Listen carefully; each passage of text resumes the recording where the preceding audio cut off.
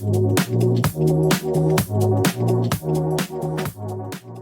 ever notice how every phone you've owned for the last 15 years had that tiny Made in China sticker? Well, that sticker is getting a serious challenger. Today we're diving into a story nobody saw coming a decade ago. The sudden, turbocharged comeback of American manufacturing. Yes, the same sector that bled 8 million factory jobs after 2000 is growing again. How? Why? And can it last? Grab your coffee. This one's a ride across Rust Belt towns, billion-dollar fabs, and a policy revolution in Washington. So, I kept seeing headlines like Intel drops $50 billion in Ohio, and TSMC brings chipmaking to Phoenix. Sounded hype-why, right? But I wanted proof. So my team and I booked flights to 3 places you rarely see on postcards: Columbus, Ohio, Greenville, South Carolina, and Chandler, Arizona. Trust me, they're a lot more exciting than they sound.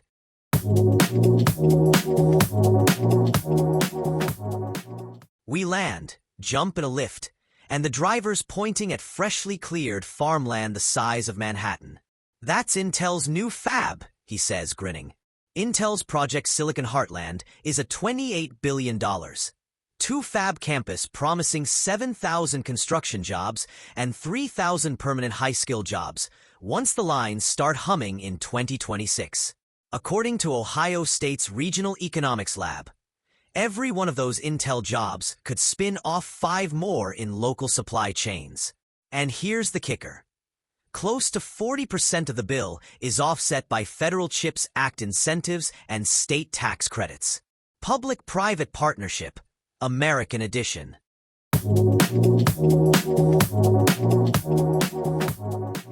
CHIPS and Science Act 2022. $52.7 billion in grants plus 25% investment tax credit for semiconductor plants. Inflation Reduction Act 2022. $369 billion for clean tech manufacturing and energy security. Add state megaproject credits from Ohio, Arizona, Texas, and suddenly the effective cost of a U.S. fab falls by 40 to 45%. That's how you lure companies away from low-tax Singapore or subsidy-heavy Taiwan.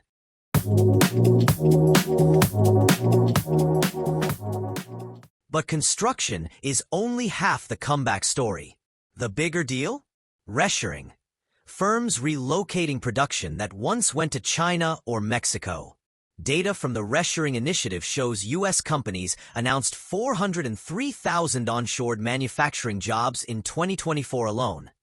An all-time record and up from just 6,000 in 2010.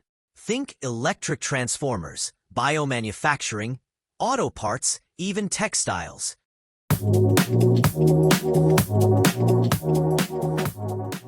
If Columbus is chips, Greenville is juice, battery juice.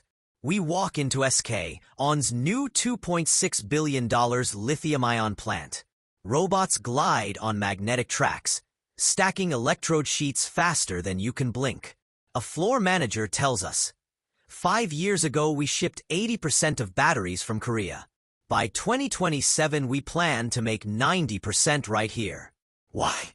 IRA's $45 per kilowatt-hour production tax credit.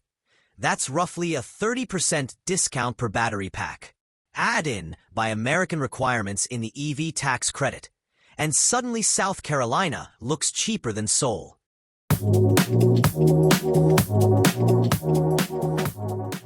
Robert Solow said growth equals capital plus labor plus technology. Well, America is pouring capital subsidies, upskilling labor, apprentice programs with community colleges, and importing world-class tech, Samsung, TSMC. In Solow's framework, the production possibility frontier just nudged outward. But remember the skeptics. They say, wages are too high, unions will slow you down. So we asked a plant HR head for numbers. Average production worker. $24 per hour base plus profit sharing. Equivalent job in Mexico, $5 per hour. Big gap, right? Yet when you factor in transport risk, China tariff risk, and geopolitics, the total landed cost for a U.S. battery is now only 7 to 9% higher than an imported pack.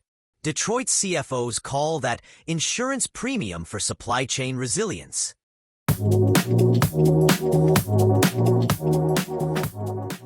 TSMC already has one fab here. Now it's adding a second and a planned third worth $65 billion. Arizona state economists say the complex could lift state GDP by 1.9% when fully online. We met a 24-year-old process engineer who moved from Taipei. Her verdict on America? Boba tea is worse, but the pay's double. Fair trade-off. And it's not just semis or batteries. Micron, $15 billion memory fab in Boise. GE Vernova, offshore wind turbine blades in New York.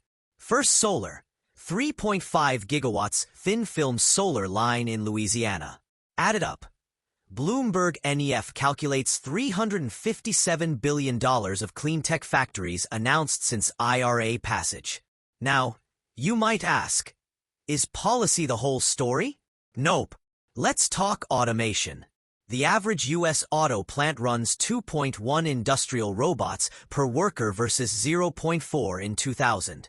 That's how you square higher wages with global unit costs. Boston Consulting Group estimates that with advanced robotics, the labor cost share of a high-volume U.S. electronics line can fall below 10%, narrowing the China gap to low single digits.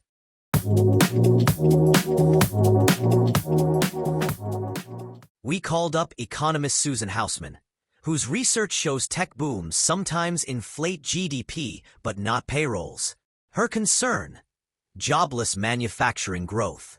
Indeed, BLS data show U.S. manufacturing added 818,000 jobs since January 2021, yet output surged by 12%, meaning productivity is soaring. Good for wages, tough for absolute headcounts. Meanwhile, smaller firms without lobbyists struggle to access CHIPS grants or master complex tax forms. Equity gap alert. 3 myths we busted on this trip. All new factories are in red states. Wrong. New York, Oregon, and Colorado snagged huge clean tech deals thanks to union labor pools and renewable power. Robots kill every job. False. They change jobs. Deloitte finds each new advanced manufacturing position supports 2.5 local service jobs, from logistics to cloud IT. China doesn't care. Very wrong. Beijing just rolled out its own 2025-style subsidy to keep fabs at home. The race is on. Geopolitics is now industrial policy. Tariffs, export controls, supply chain security, all blur into one playbook. Green is the new oil. Whoever controls battery metals and clean power, hardware writes the 21st century trade rules. Skills subsidies. Money builds barns. Talent keeps them running.